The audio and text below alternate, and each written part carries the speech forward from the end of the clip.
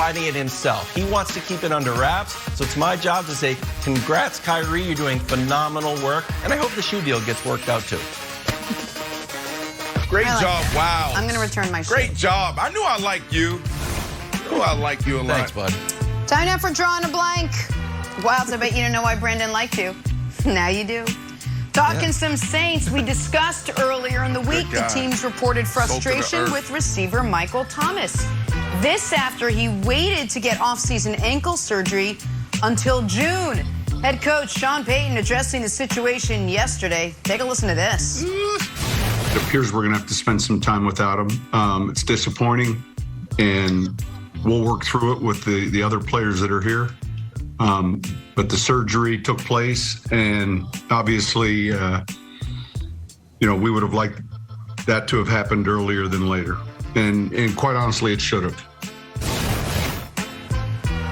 Ouch. Brandon, Sean Payton's comments on Michael Thomas are blank. Round 8. Football season is back. The drama is back. So this is round 8. What do I mean by that? You have two heavyweights just going head to head, and they're in round 8 right now. And this thing can end in a stoppage. A stoppage is like, look, this is too brutal. We're just going to go with a trade. Or this is going to end with a TKO. A TKO, a knockout. Let's go knockout. And that knockout's going to look like this. That's either going to be Coach Payton saying, we're going to suspend this kid, or Michael Thomas turning around and saying, you know what, I'm not showing up. My ankle still isn't good. This is brutal right now. Sean Payton and Michael Thomas, they need to figure this out. This is all bad, Joy. Ugh. What a disaster. Look, I like Coach Payton a lot. Legendary coach.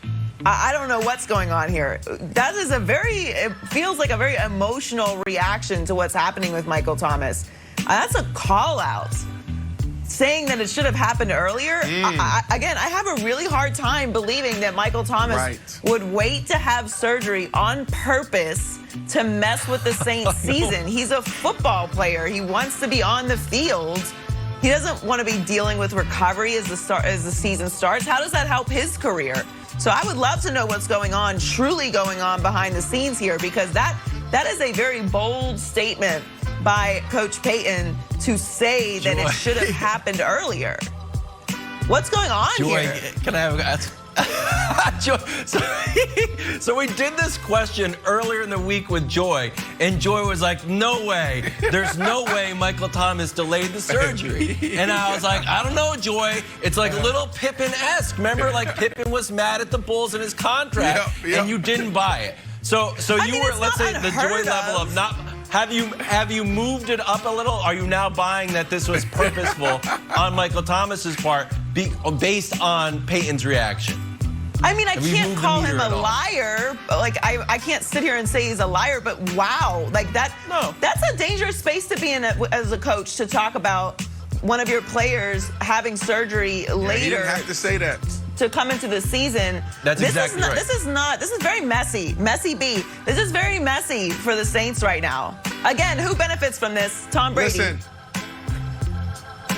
Listen, I was able to be in New Orleans and see this stuff. These two dudes are ultra competitors. And here's the deal. It's not about, he delayed the surgery to get at the Saints and Coach Payton. That's not it. What it is Michael Thomas has his own routine. Drew Brees had his own routine. Drew Brees had his own guys. So Michael Thomas could have just said, you know what, I'm going to listen to my team instead of your team, Coach Payton, because my team has gotten me here. And at the end of this thing, he said, all right, maybe I need to get the surgery now. Now Coach Payton is upset.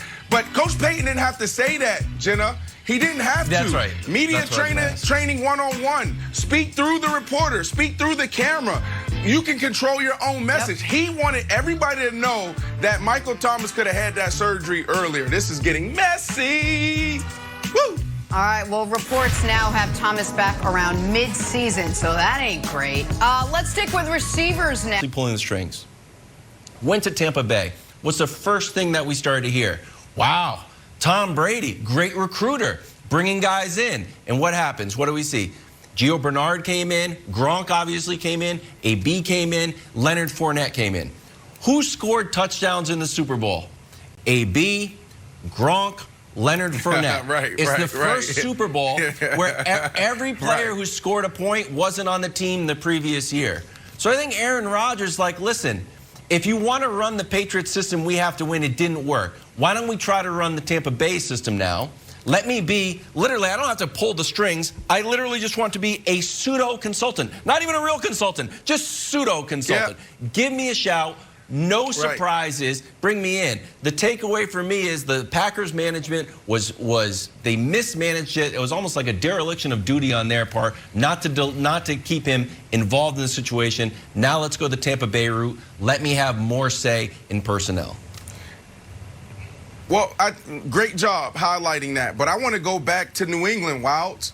Like, Tom Brady should have never left New England if Tom Brady actually tapped into what Aaron Rodgers is tapping into now. Look at what's happening now, Joy, with Aaron Rodgers bringing back Randall Cobb. And this whole word that we've been throwing around all week, concessions. That's what I mean by this shift in power, this shift in how we look at the football player. And what does that mean, football player? Is it just player, or do you need to add a little business to that? Tom Brady...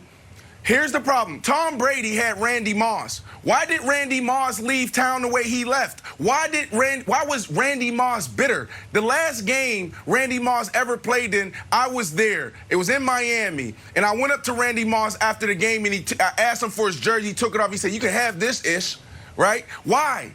Because the way he was being treated. Why, Wes Welker, why did he get pushed out the way he got pushed out? We're talking about one of the greats. We're talking about team. We're talking about sacrifice. Oh, all these guys in the locker room, we're all here together. Julian Edelman, grossly underpaid his entire career. Why? Tom Brady never stood up and said anything. Now you got Aaron Rodgers in his situation. Now Aaron Rodgers saying, Jordy Nelson, Clay Matthews, Julius Peppers, James Jones, John Kuhn, Casey Hayward.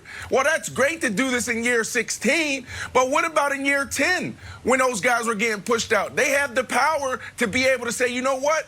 If my guys aren't back, I'm not back. If my guys aren't back, you have a problem with me. And because they are the starting quarterbacks and they have all this power, and if they tap into it, things will actually move. But we haven't seen that type of shift in the last, 10, 15 years. I wonder how yesterday's presser landed with Packers management. They were all sitting around watching, biting fingernails. By the way, Rodgers and the Pack opened down in New Orleans week 1 on Fox. And speaking of New Orleans, because I just said New Orleans, they might not have Michael Thomas for that week 1 showdown. We will have much more on the Packers, and we're going to talk about the star receiver for the Saints who might be gone.